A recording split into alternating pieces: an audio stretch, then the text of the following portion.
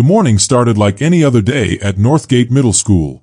It was a big, pretty school made of red bricks.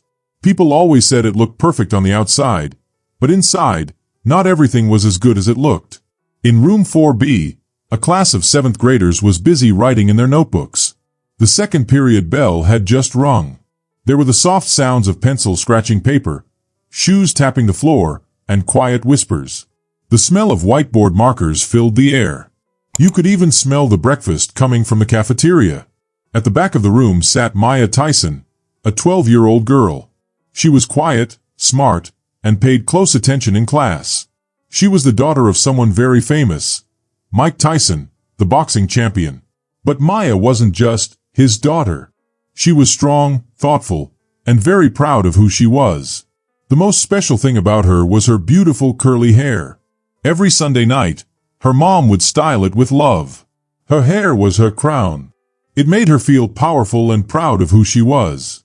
But no one could guess what was about to happen that day.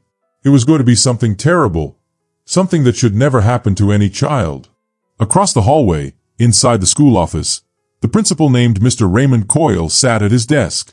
He was reading a folder. His face looked angry. On the front of the folder, it said, Student Compliance. He opened it and looked at one paper that said, Student Mike Tyson. Concern, dress code violation, hair too long, not allowed by uniform rules. The principal made a mean face. He said in a quiet, angry voice, always making exceptions for these kids. Then he told his secretary, bring her out of class. Bring her here. Tell the teacher it's for disciplinary grooming. The secretary was surprised. Are you sure, sir? She asked. He didn't even blink. Tell the teacher to send her. And get the school videographer too. We're recording all student rule-breaking this month. 4 minutes later, back in room 4B, Maya was writing quietly when 2 adults walked into her class. One was her math teacher, and the other was the school security officer. Everyone looked up. The teacher said gently, Mike Tyson? Yes, Maya answered. Please bring your backpack. Principal Coyle needs to see you.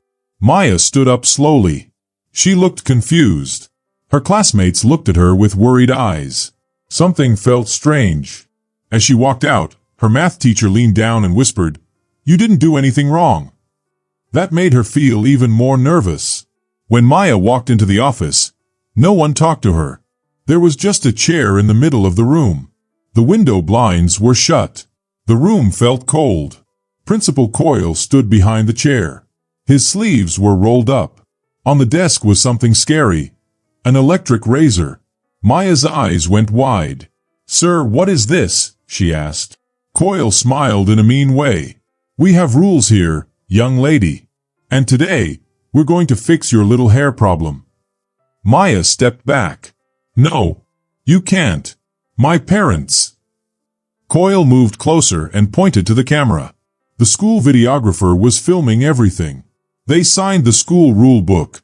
That means I can enforce the rules, he said. Let's teach everyone a lesson today.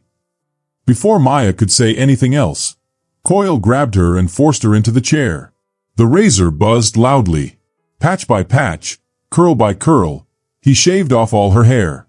Maya cried quietly. She didn't scream. She didn't fight. She just sat still, knowing her dad would find out. When it was over, Coyle laughed. There. Now you look like you understand the rules, he said.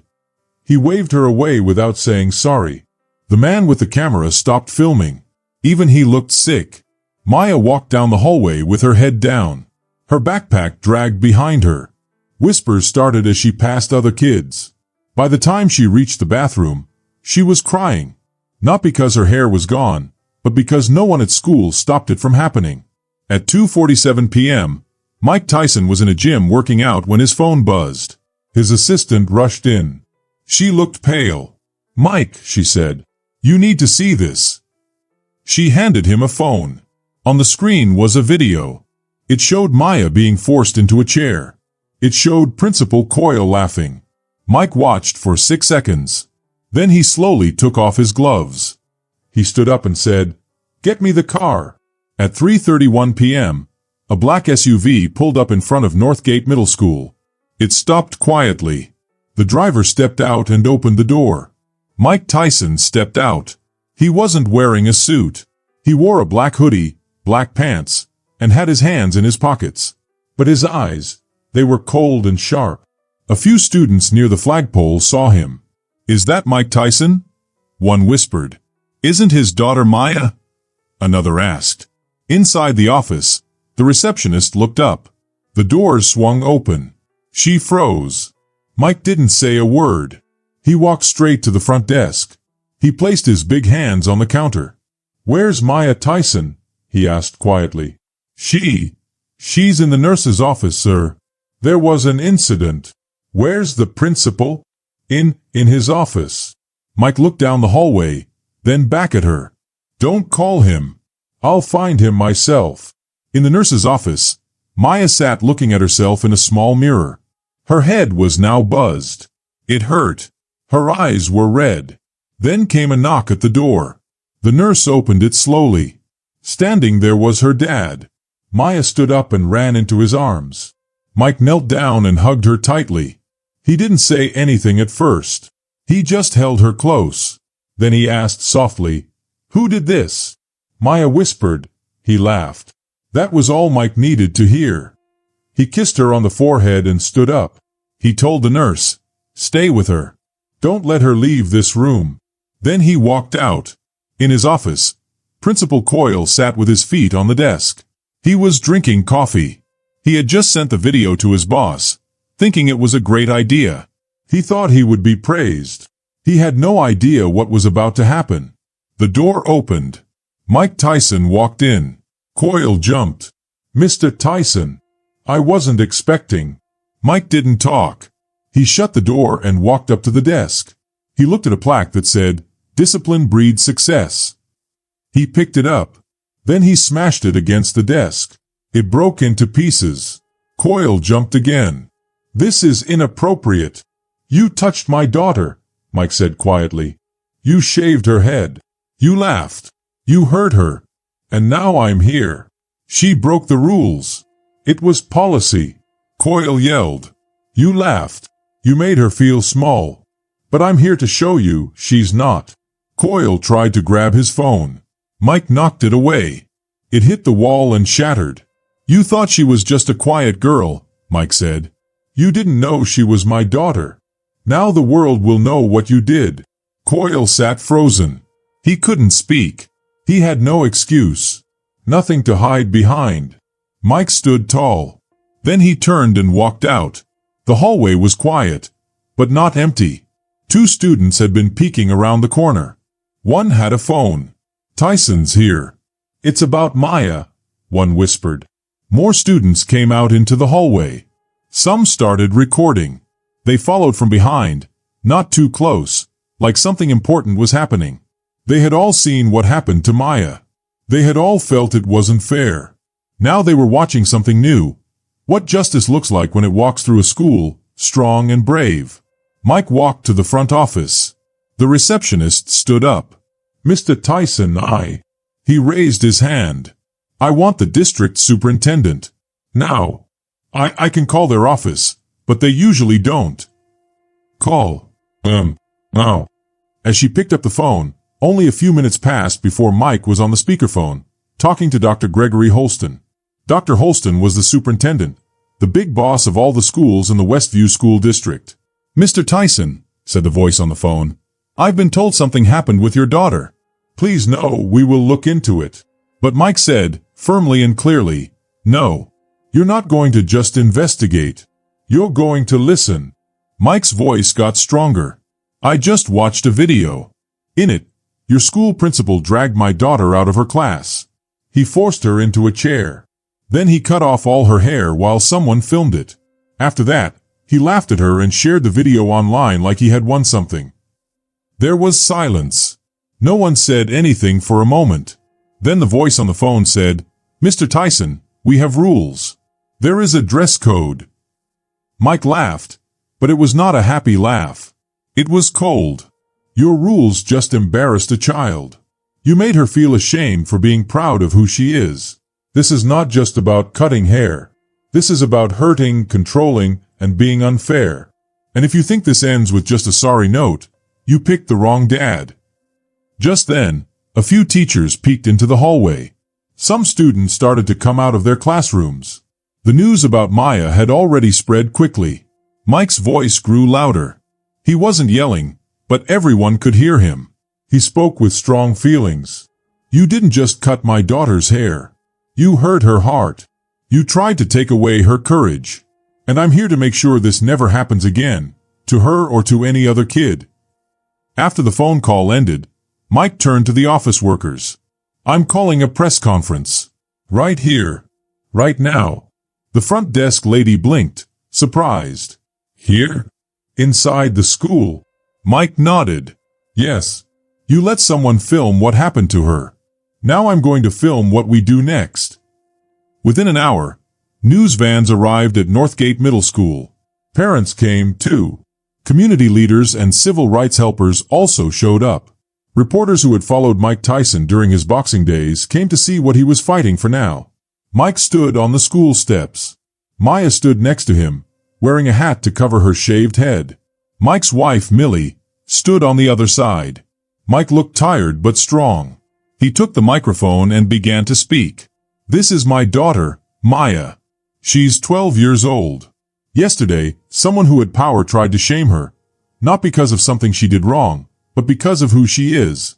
She stands for bravery. She stands for identity. She stands for everything they thought they could take away with a haircut. Mike turned to the cameras. But they forgot something important. You can't cut off dignity. You can't take away someone's worth.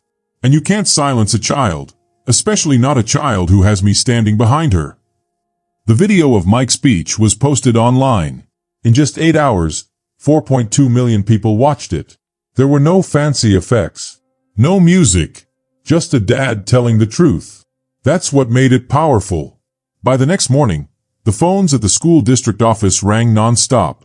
Emails filled up the inboxes of the superintendent, the school board, and even the mayor's office. Parents from all over the state asked, "How could this happen? My daughter wears her hair natural too. Are you going to cut hers?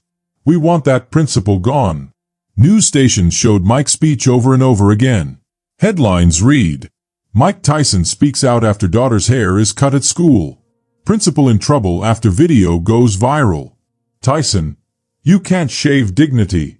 Something surprising happened at Northgate Middle School. At 10 a.m. sharp, all the students stood up. They walked out of their classrooms and went into the schoolyard. Almost 300 kids stood together. They held signs that said, "I am Maya. Hair is not a crime. We belong here."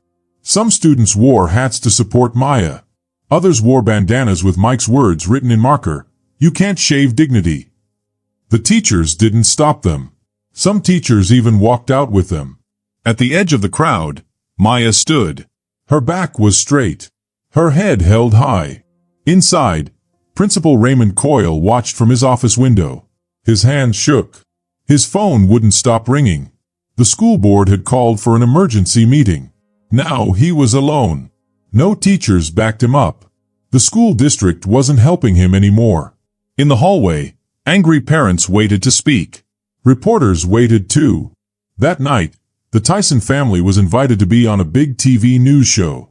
It was no longer just about Maya. It was about every black student who had been told their natural hair was wrong. It was about every child who had been punished for being different. The interviewer asked Maya, "What do you want to happen to the principal?" Maya didn't even pause. "I want him to know. He didn't break me. He made me louder." After the show, a woman named Senator Alicia Banks came up to Mike. She was a leader who fought for fair laws in schools. She said, "Mike, you have no idea what you've started. We've been trying to pass laws to protect kids like Maya for years. But now, people are finally paying attention." Mike looked at her and said, "Then let's make sure they don't forget."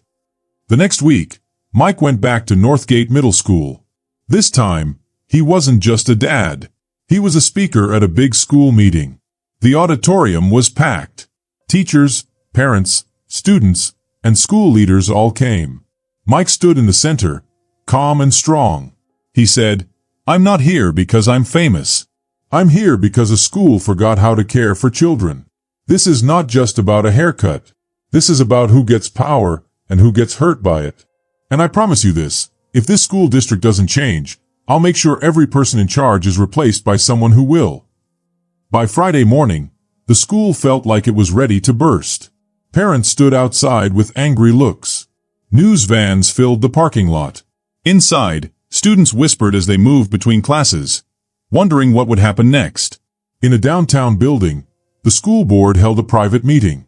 7 officials sat across from Principal Coyle. Dr. Evelyn Kwan, the board president, spoke first. "Mr. Coyle," she said, "we're not here to argue. We are here to decide if you can stay as principal." Mr. Coyle's voice was weak. "I was just following the rules." One board member slammed a folder on the table. "The rules say students must look clean. They do not say you can shame them on camera." Another added, "You didn't follow a rule. You turned it into a show. You hurt someone because of your power." Within an hour, the board made their decision. All of them voted the same way. Principal Raymond Coyle was fired. The news spread fast. It reached the internet before he even left the building. People online cheered. "He's out. Justice for Maya." Mike Tyson did what every parent dreams of. But the next moment belonged to Maya. That same night, the school held a special town meeting in the gym. Families, teachers, and news reporters all came. The gym was packed. Cameras pointed toward the stage. At the end of the meeting, the host said, "There's one more person who wants to speak." She looked to the side. Maya Tyson walked onto the stage. Everyone became silent. Maya wore a simple gray hoodie and jeans. Her shaved head still showed what had happened, but she stood tall. She looked out at the crowd, found her parents in the front row, and took a deep breath. "My name is Maya Tyson. I'm 12 years old. And last week, someone tried to make me feel small. He told me my hair was a problem. He said I didn't belong, that I needed to be fixed. But what he didn't know," Maya continued, "was that my hair wasn't the problem. His fear was." She paused. "He didn't just cut my hair. He tried to cut my spirits. But I'm here to say he failed. At first, just a few people stood up. Then more. Then the whole gym. No one clapped loudly. Instead, they stood quietly, showing they were with her. Some had tears in their eyes. Some teachers held their hands over their hearts. Parents hugged their children. And Mike Tyson? He stood too. He didn't speak. He didn't need to. Because for the first time, Maya didn't need his voice. She had found her own. By the next morning, people all over the world were watching clips of Mia's speech. It was translated into 7 different languages, and more than 50 million people saw it online. All the big news channels showed it. CNN said, "A 12-year-old just taught America a big lesson." The BBC called her Maya Tyson, the voice they couldn't ignore. Essence magazine wrote, "Crown shaved, not silenced." Time magazine named her Student of the Year. But it wasn't just about the news. Something real was happening in schools everywhere. Teachers used Mia's story to teach students. In barbershops and salons, people talked about it. Parents told their kids, "You should always be treated with respect." In Washington, D.C., a senator named Alicia Banks, who had talked to Mike Tyson backstage weeks ago, stood in the big Senate room and said something important. She shared a new idea for a law called the Maya Act. This law would do a few big things. Stop schools from punishing kids because of their hair or culture. Make sure school leaders learn how to treat all kids fairly. Create a group in every school area where students can report problems without saying their name. Make sure parents are told before anything physical happens with their child at school. When Senator Banks talked about this law, she said, "Maya Tyson stood up in front of everyone and showed us what courage looks like. This law is for her." Soon, Maya and her family were invited to talk at a big meeting in Congress about schools. Mike Tyson wasn't sure about going. "I'm not a politician," he told Millie. "I'm a fighter. I'm a dad." But Millie said, "Then speak like a dad. You've already done more with your heart than some people do with their fists." 2 weeks later, Mike Tyson stood in front of lawmakers and leaders. This time, he wasn't fighting in a ring. He was protecting kids. He looked around the room and said, "You know me from boxing. But today, I'm here to protect. I held my daughter while she cried over something she didn't choose. I don't want any other parent to feel that pain. We teach kids to respect adults. But who teaches adults to respect kids?" People clapped. Reporters rushed to write about it. Even people who didn't like Tyson before whispered, "He's changed. He's better now."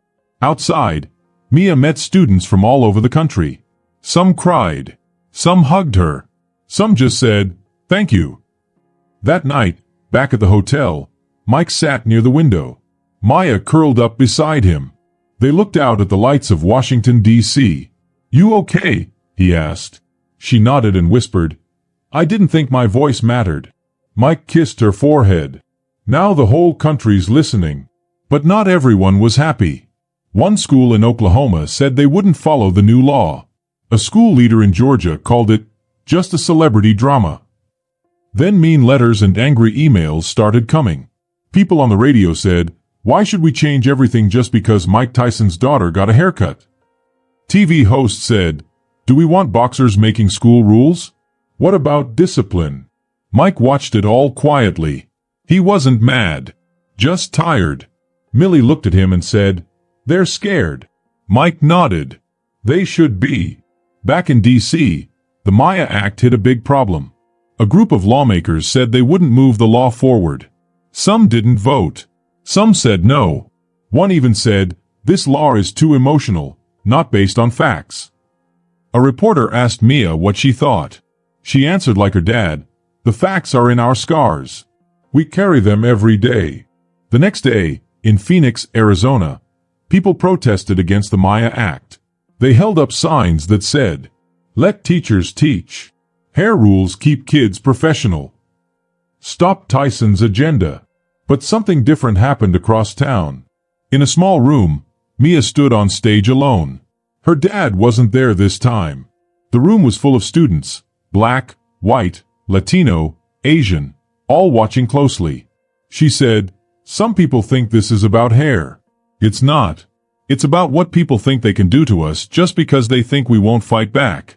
They think if they yell loud enough, we'll sit down. But I'm done sitting. You don't have to be famous. You just need to be loud enough to be heard. If your voice shakes, that just means you're telling the truth." That night, her speech went viral again. This time, even more people shared it.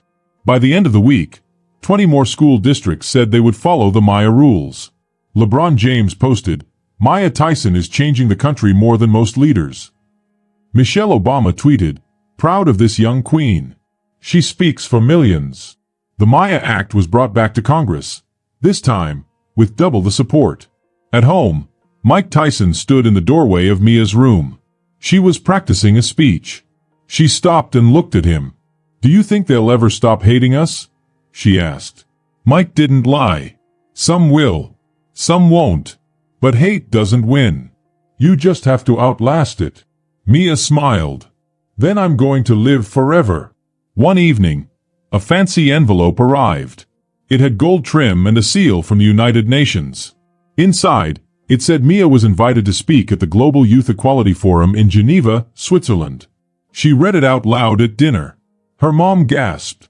Millie dropped her fork. Mike smiled. "Are you ready for this?" he asked. Mia nodded. "I was born ready." 3 weeks later, Mia stood backstage at one of the most powerful youth meetings in the world. Behind the curtain sat presidents, prime ministers, first ladies, and world leaders. In front of her, millions of people were watching live from every part of the world. She closed her eyes, took a deep breath, and walked into history. Back in Los Angeles, Mike Tyson was in his home office. He was working on a project called the Next Drive Academy to help kids like Mia succeed in school. Then his phone buzzed. It was a message from someone he didn't know. There was one image, a screenshot of a school letter from 3 months ago. The title said, "Proposed Settlement with Principal Raymond Coyle." Mike's eyes narrowed as he kept reading. It showed that Principal Coyle was secretly given money and a new job in another school district. while everyone else thought he had been fired. At the bottom of the email, it said, "Ask your friends at the board if they're still on your side." His heart was beating fast. He stood up, walked out of the office, and called Millie. "You knew?" he asked. There was a long silence on the phone. "I didn't know the whole thing," she said. "But I heard some things. I was trying to find out for sure." "You should have told me," he said. "I didn't want to tell you until I could stop it," she said. "I thought I could fix it before you found out." Mike hung up the phone. He wasn't angry. He was clear. He had been in places like this before, where people with power played secret games, stayed quiet, and hurt others behind shiny doors. But far away, in Geneva, Mia was standing at a podium. Bright lights shone on her. Her voice echoed in the big room. "I didn't come here to make anyone feel comfortable," she said. "I came to tell the truth. And the truth is, my hair was never the problem." She looked strong. The rules were the problem. The same rules that tell kids of color to be quiet or they'll be called mean. That says they must look neat or they'll be called messy. That tells them to cut off their pride before anyone notices it. But now we notice. And we are not cutting anything anymore. People clapped loudly. The camera zoomed in on her face. There were tears in her eyes, but her head was held high. Her speech was shown on every big news channel. At that same time, Mike was outside his house. He had his phone in one hand and his keys in the other. He called the chair of the school board. "You let Coyle go free?" he asked. "Mike, please understand," the board member said. "We were trying not to get sued. His lawyers scared us." Mike's voice got sharp. "You made a deal with a man who hurt my daughter," he said. "And then you asked us to believe you cared about us. You didn't protect her. You protected yourself." That night, Mike made a video. No fancy clothes. No filters. Just him, looking into the camera. They tried to move him quietly. Like this didn't happen. Like her pain had an end date. But I promise you, every time we say Mia's name, we will say the truth too. Mia landed in Los Angeles to loud cheers and flashing cameras. Her Geneva speech was famous in more than 40 countries. But the smile left her face when she saw her dad. He looked calm but cold in the car. Mia noticed the quiet. "What's wrong?" she asked. Mike didn't answer right away. Then he said, "They gave him money." Mia blinked. "Who?" "Coyle. The board gave him money to go away. And they hid it." She sat back. Quiet, but not surprised. At home, Millie was pacing back and forth in the living room. "I messed up," she said. "I was trying to fix it before you found out. But the truth is, they were always going to protect themselves first." Mike nodded slowly. Then he turned to Mia. "Do you want to let this go?" he asked. Mia looked at him and said, "No. I want to finish it." By Monday morning, the secret deal was all over the news. Parents were angry. Students walked out again. But this time, not just at Mia's school. It happened all across the state. In San Francisco, Oakland, Fresno. Kids chanted, "No pay for pain. Protect kids, not people. Justice for Mia." Social media blew up. People posted everywhere. "No silence for Mia. Expose the board. Tyson's taught us." The school board called an emergency press meeting to explain what happened. Mike and Mia came early and stood just outside the crowd. When the board chair started to speak, people booed. They held signs and shouted. Then Mike stepped forward. He didn't have permission, but he couldn't be stopped. He grabbed the microphone and looked at the cameras. "You paid him to go away," he said. "But guess what? We're still here. You thought this would fade away if you waited long enough. But you didn't just mess with a little girl's hair. You messed with a movement." He raised one hand and counted. 1. You must show every discipline video from the last 5 years. 2. You must fire anyone who let him get the money. 3. You must say sorry. Not to me. To Mia. And to every child who was ever hurt by your unfair rules. He paused. "If you don't, I will build a legal case so loud that you will hear it for the next 10 years. I'll take this fight to every courtroom, every city, every voter. You won't just lose your jobs. You'll lose people's trust, forever. The crowd cheered loudly. Mia stood behind her dad, holding his hand. Her chin was high.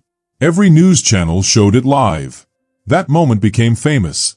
A father, a daughter, and a fight. By that night, 4 board members had quit.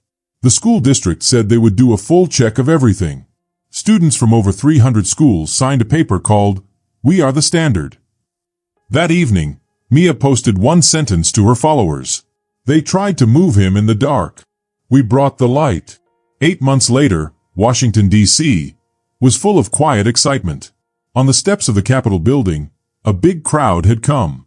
Students, parents, teachers, and leaders wore shirts that said, "We are Mia. Respect is the rule. Protect the crown." Inside the building, something big was about to happen. A new national law for schools was going to be voted on. The Mia Act.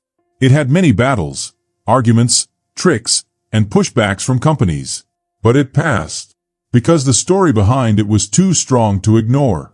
On a warm spring day, Mike Tyson stood in front of the Capitol. She wore a soft blue dress. Her curly hair was natural and beautiful. Her voice was calm and strong. Her dad, Mike, stood beside her. He wore a suit. His hands were behind him. His eyes were wet, but he stood tall. Behind them, a big banner waved in the wind. Student dignity is not negotiable. A congresswoman walked up and said, "With the Mia Act, we promise that no child will be punished, shamed, or silenced just for being who they are." Because one girl stood up. Because one father wouldn't give up. Because, for once, the country listened.